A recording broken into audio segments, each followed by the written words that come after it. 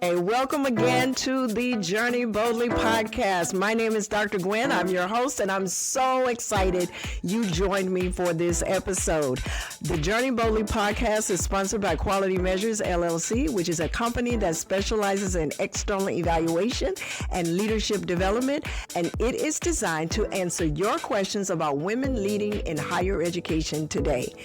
So you decide the content as you send in your questions. So if you have a question you'd like for me to answer, please send it to Dr. Gwen at journeyboldlypodcast.com or go to our website at www.journeyboldlypodcast.com and submit your question that way. All right, so I'm really excited to share the question with you today because it's one of the things I love talking about. And I'm going to start with sharing the question to you. I'm going to provide some context about my experiences on how I'm going to answer the question, and then I'll give you some foundational information before I tell you what my answer would be to the question. All right, let's get started. Question: how does one strategically and ethically navigate the higher ed industrial complex and protect your core values and dignity? Very loaded question, very powerful question, very important question, because with all the changes going on in higher education, there is so much room for misalignment, misunderstandings, miscommunications, and it opens us up to an opportunity to start looking at how we might want to communicate and how our systems operate and how we share with others, take care of one another, support one another, and be responsible to one another and accountable to one another. To provide some context for how I'm going to answer this question, like I said, I'm going to do two things. I'm going to share with you an experience, and then I'm going to share with you some information that I've used when I taught courses that centered around this type of information. In the early 2000s, I served as the executive assistant to the president at a local college, and my responsibilities were more in line with a chief of staff. So I worked with the president on key decisions such as restructuring, the leadership, budget cuts as a result of some changes that were happening at the state level, serving as a proxy whenever he wasn't able to participate in a meeting or things of that nature, or carrying out his expectations for a particular project. Another position I had while I was in Indiana is I served on the Indiana Commission for Higher Education. And that allowed me to see how different universities with different missions, different student populations, different support systems, how they operated when it came to curriculum design, building buildings, offering new programming to students and support of faculty, and new degree programs. So I learned a lot working with Research 1 institutions as well as 2-year institutions and technical colleges. So that was a major set of experiences that really helped me with being able to respond to this question. Now, when I came to Old Dominion University as a graduate faculty member, one of the courses that I taught was the Organization and Administration course. Now, I had taken that course at Indiana State during my doctoral studies, and it was taught by the president at that time, Dr. John Moore. And I learned so much about what is really important in leading a university and how to become centered in your leadership style and understanding how that permeated throughout the university and what that meant for how people saw you and how people responded and how people supported each other and the mission and vision of the institution. When I began to teach the course, I used a lot of that framework in understanding how I should teach. And in order to do that, I came across two texts that helped me teach that course. The first that I want to share with you was written by William Berquist and Kenneth Pavlik, and it's called Engaging the 6 Cultures of the Academy. Why is this important? Because one of the things I experienced and then learned what they were the 6 cultures of the academy. And the 6 cultures of the academy, when they operate well, like a well-oiled machine, it's great. But that is so seldomly done. Not because institutions are incapable, but I believe that leaders in the institution are aware of them, and they're leading with that information as they make decisions. But the people within the academy aren't aware of them, and a lot of times the decisions that's being made in one area of the institution don't make sense in another area of the institution. Or there's more information you believe you need in one area of the institution, and the people who are giving you the information don't see why you need it. So I'm going to share them with you. I'm going to tell you what the 6 are, and then I'm going to tell you what they mean. The first of the 6 cultures is the collegial culture. The second is the managerial culture. The third is the developmental culture. The fourth is the advocacy culture. And the fifth is the virtual culture. And the sixth is the tangible culture. Now, I'm sure as I list those cultures, you kind of knew what they mean. And I probably won't say something you don't know. But I do want to cover them. Let's start with the collegial culture. This is primarily faculty and faculty researchers who work with students, whether it's in the classroom with teaching or whether it's doing research in the labs or the entire teaching and learning process and engagement. The reason this culture is its own is because faculty have a unique experience unlike any other culture in the academy. Number one, faculty are the only ones who have the autonomy to teach the way they believe a topic, a subject, or a course should be taught. Now, that level of autonomy has changed over the years, especially in the last 6 months, but there is a level of autonomy that faculty have to decide what they're going to teach, how they're going to teach it, how they're going to assess it, and how they're going to present grades. Another thing that's unique about faculty in the collegial culture is that they are the only members of the academy who are evaluated by the students, and it matters to their portfolio for promotion and tenure.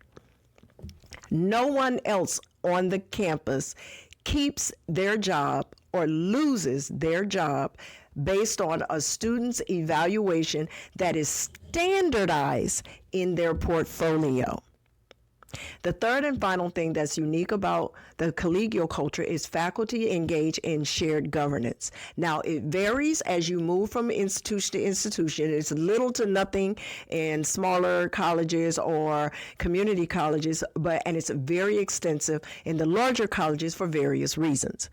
But those are 3 things that are very unique about the faculty, and they have their own culture, which is called the collegial culture. So how they interact with each other is through this collegial experience. You're an expert in your area. I'm an expert in my area. You teach the way you believe you should teach. I teach the way I believe I should teach. And we both work together. We all work together to make sure that the academic side of the house meets the needs of the students and the needs of the faculty, therefore keeping the university relevant, prevalent, and progressive.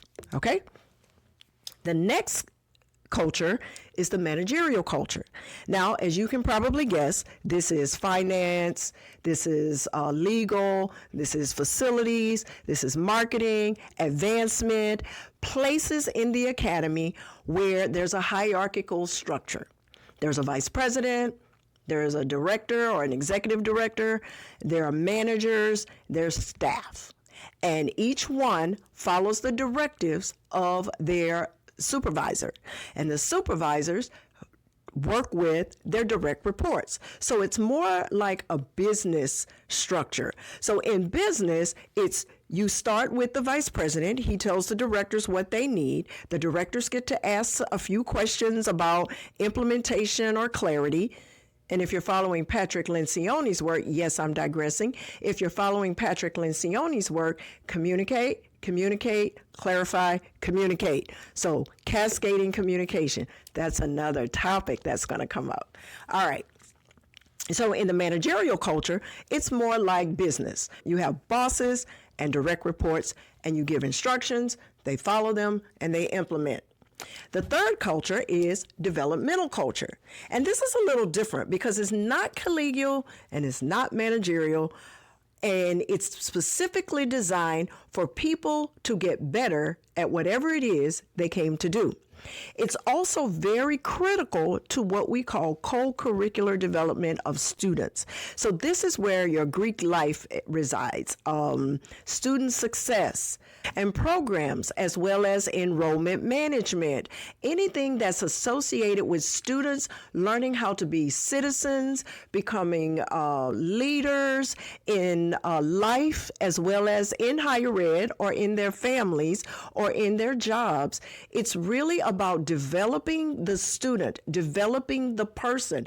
And you can't engage in developing someone else without going through some type of development yourself. So a lot of times, those of us who are in the developmental culture of the academy experience this constant growth, and growth and learning always involves questions, knowing more, getting clarity. I need to know more about that. What is the premise? What is the purpose? What is the foundation? Why would we want to change? Why would we want to do that? So developmental is always about constant change, which always results in constant questions. I bet by now you see the clashes that can happen from collegial to managerial to developmental. Now, the next three are advocacy, virtual, and tangible. Advocacy is more about egalitarianism and equity. Egalitarian and equity in the advocacy culture is about making sure that everyone has what they need, as opposed to making sure everybody gets the same thing. If students are coming into the academy with backgrounds where, let's just say, they don't score well on the math entry test and they have to take a course to prepare them for calculus, it's saying, we will make sure that you have that.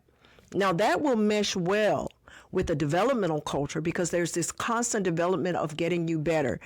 But equity can become a problem when you get to managerial and even in some cases of collegial. For instance, I mentioned in one of my other episodes that I came into the academy as a graduate faculty member and didn't know that I could get a graduate student. Well, equity would have said, Gwen, you're a new faculty member. We make sure that all new faculty members have support with graduate research assistants. So we're offering you this opportunity. In the managerial culture, very similar. Equity can say, you're coming into this program, you have this much experience in this type of academy, or you don't have this experience, so we're going to pair you with a mentor. And the mentor is going to help you get acclimated over the next 90 days so that you not only know how to do the work that's required of you, but you also understand the culture in which the work will be done. Because trust me, working at a community college in financial aid is very different from working at a very high research activity institution, which is an R1. Okay, the next one is virtual. When Berquist and Pavlik wrote this one, it was back when all the virtual work was online through computers, synchronous and asynchronous. I even taught in 1999 over the TV. But now, because technology has changed how we can do virtual learning, it is everywhere all the time. And synchronous and asynchronous has changed the game in what higher education institutions can provide. But the other one, which is the tangible, is the brick and mortar. And that is critical. And one of the reasons we still need them is because they are pillars in our communities. Communities show up at these institutions and they go to recitals, they go to ballets, they go to the art museums at these institutions. The community sees the institution as a pillar that allows the community to connect and become as one and to have shared experiences. So these 6 cultures of the academy can shape how you operate with others in the academy. And I wanted to mention that because just in telling you those differences, you can clearly see how some disconnects can actually happen. The second thing I want to introduce to you is Organizational Culture and Behavior by Edgar Schein. This is the other book I used when I taught the course, and I used it because I saw this clearly in the work that I was doing. And I just want to highlight the 3 levels of culture that Schein talks about because it plays really well into understanding the topic. The first is called artifacts. And these are the things you can see and feel. So it's the way the buildings are designed on the campus. How much green space? How does the campus feel safe? Where do you park before you can get to where you're going? And when you get in a building, who's on the walls? What do they look like? Do they look like you or do they look like somebody else? It's also evident in activities, games, tailgating, types of alumni activities, whatever you can experience with the senses, feel, taste, see, experience, those represent the artifacts of that culture. The second level is called espoused values. And this is what you can see on the website. What is our vision? What is our mission?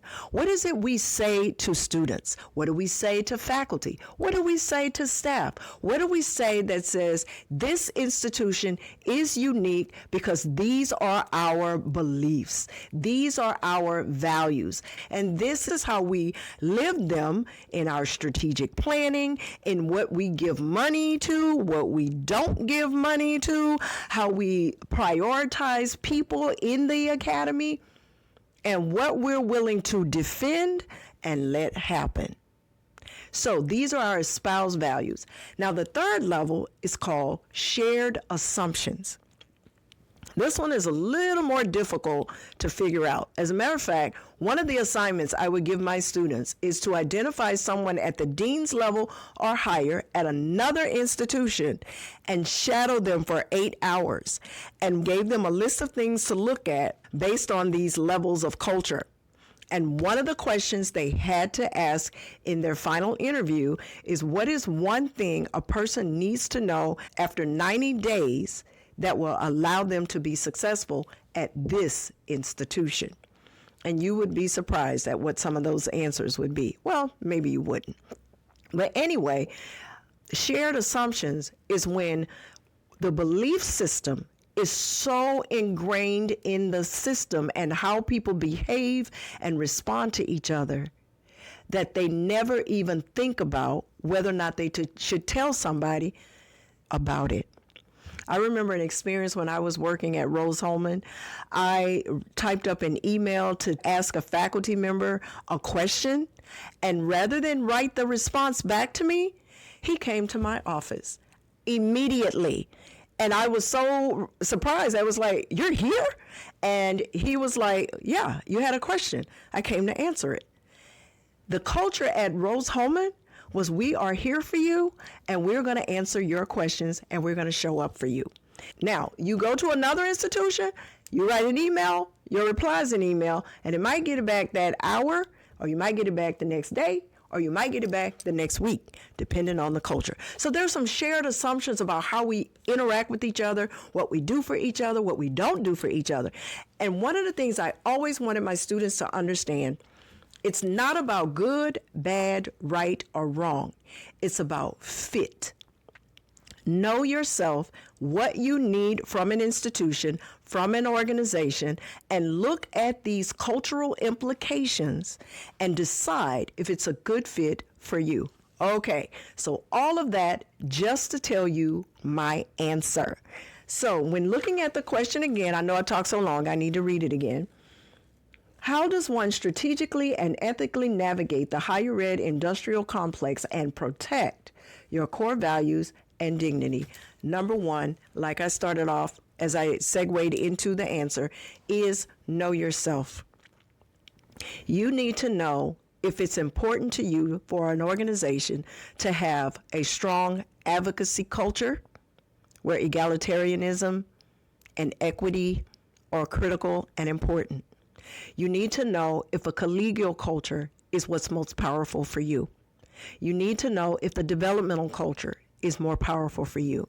You need to be able to walk on a campus and look around and say, this is the place for me. And it's not about whether or not it's a good institution or a bad institution. It is about if it's a good fit for what you're looking for at this phase in your career. If you're just starting out and you're a faculty member, the collegial culture might be more important. If you're a provost or vice president of academic affairs, then the collegial and managerial culture might be most appropriate for you. If you're coming in as a vice president of enrollment management, then the developmental culture and the advocacy culture might be more important to you. But the point is to know what you need going forward. If you have extensive experience and you're coming in as a president or a vice president or even a dean or director, you still have to look at these cultures, how they operate, and understand if it's a good fit for you. So number one, know yourself and know what you need at this phase in your career in the academy. Number two, recognize that the 6 cultures of the academy are the 6 cultures of the academy. And they're going to operate as those cultures, as Birnbaum calls a cybernetic institution. They're going to operate in different ways across the institution. So you have to be aware of what's going on in those cultures and how they interact with each other. As part of this question, the supporting information was about receiving directives and changes without supporting information, without help in understanding the why. In a managerial culture, the why is not as important as it is in a developmental culture. So if you're in a developmental culture, that would be frustrating.